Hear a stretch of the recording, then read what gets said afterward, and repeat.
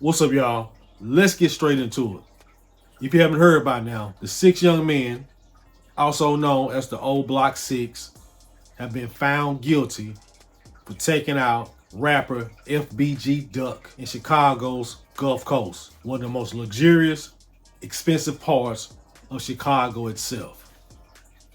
These young men are now looking at life in federal prison.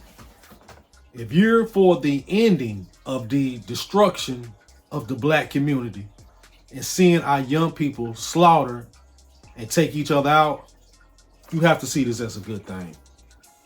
You have to. It will be terrifying if these young men, the way they carried out that blazing, disgusting act in broad daylight for the world to see, did nothing to cover it up, told on themselves on social media. If you saw these young men beat that case, there will be no hope for any of us to live normal and decent lives in the black community.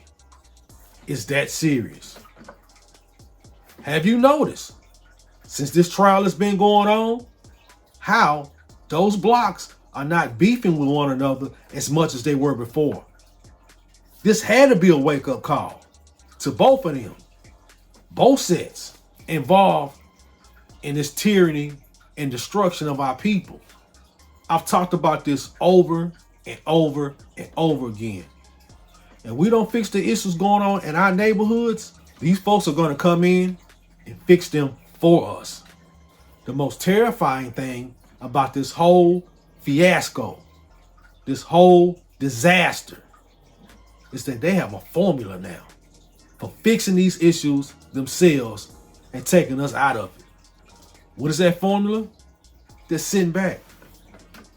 They're sitting back and waiting for these individuals to trip up, tell on one another, tell on themselves, and let it be so much overwhelming evidence, it's a slam dunk case. That's what happens when the feds move in. It's a slam dunk case. But unfortunately, for that case to be a slam dunk, airtight, not in any way can be penetrated, pause. So many of us have to lose our lives. Because apparently that's the only time they move in. When it's just overwhelming, especially takes place in a rich, prominent area like it did in Chicago. This should be terrifying to anybody that lives in a major city. Because it seems like at this point, we're out of control with this. The glorification of drill music has reached its climax. I hope so. This case right here should be a vivid example on how it ends. Who wants it to end like this? Who would want their lives to end like this? Or everybody screaming gang, gang, and this and that? Go ask those young men who just got found guilty, how do they feel about it? Do they believe this was the stupidest thing they ever got themselves involved in? I guarantee you they're going to tell you yes. From what I was hearing that was going on in court, they was disgusted and sick to their stomachs when they figured out how all this played out. How they got played. How somebody was lying to them to rush their asses down there and do what they did. Like I said, this is a formula now.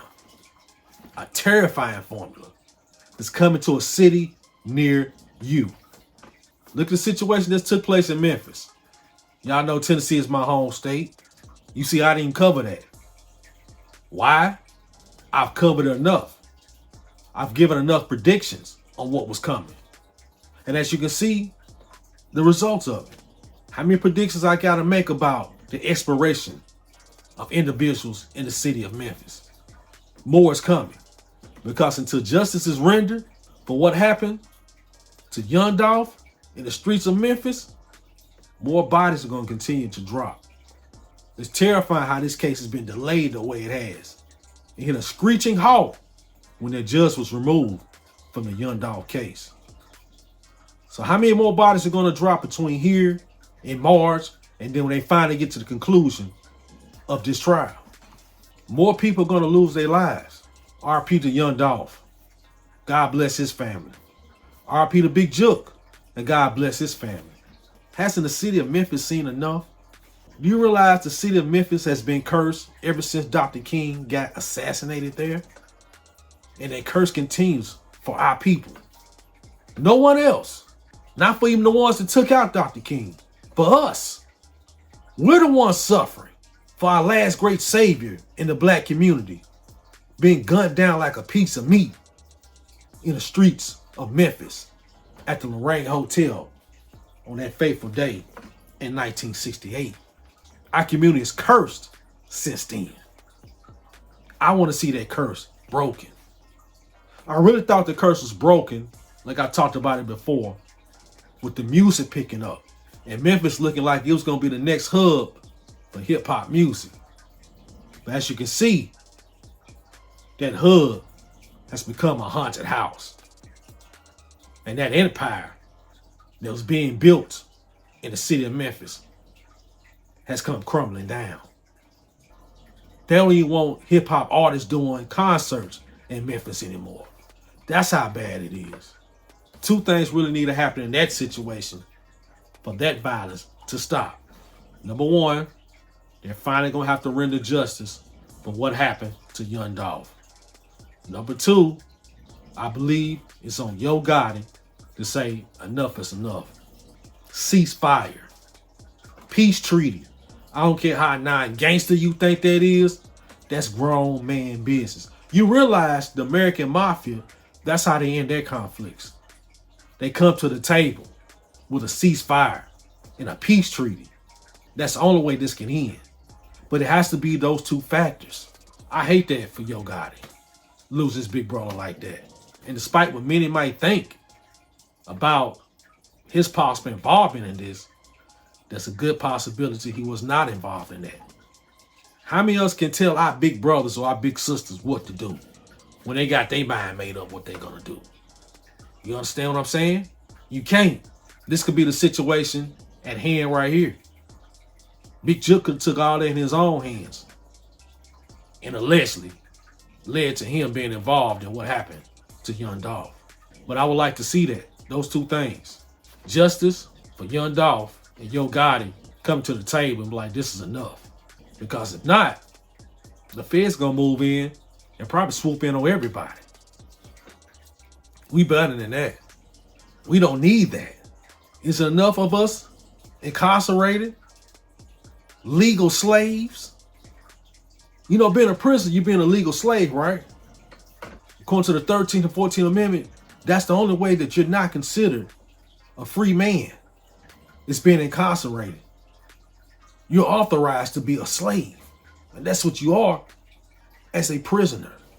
It's a mindset. We are rushing to the plantation, also known as prison, running to it. We were running from it, trying to get our freedom. Now we running to it, our young folks. And it's terrifying. Something has to stop. Something has to stop this violence amongst our people. And we don't need to wait for somebody else to do it. We got to take action. Thank you for tuning in. God bless. One team.